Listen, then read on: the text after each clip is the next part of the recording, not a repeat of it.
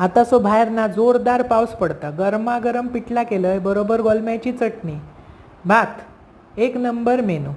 एक कढई घेतले, त्याच्यात घातले तेल, बारीक चिरून कांदो, उभी चिरून मिरची, व्यवस्थित भाजापर्यंत पिठला घेतला एका पातेल्यात. ह्या ना नुसते कुळीत भाजून भरडून दळलेला पीठ असं, त्याच्यात काही एक घातलेला नाही असं. त्याच्यात घातले हळद, चवीपुरता मीठ आणि जरा चिंचेचं पाणी, म्हणजे चव ना अप्रतिम येतं. कोकमा घालूचीच असत, पण चिंच पण जरा कोळ घालायचो त्याच्यात.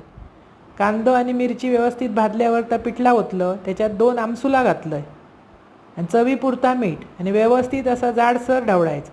मस्त उकळी येऊन ना घटघट होऊ वया. पिठी म्हणजे पातळ आणि पिठला म्हणजे असा घन, ह्याच्याबरोबर गोलम्याची चटणी गरमागरम जेवायचं, अप्रतिम चव येतं. अशी करून बघा, आवडतली तुमका. ही भाकरेबरोबर पण एकदम मस्त लागतं, पण गरम गरम जेवक बसावया, समाधान वाटतं. असा पिठला करा, खावा, आवडताला तुमका. करून तर बघा आणि आवडल्यास चॅनल सबस्क्राईब करा.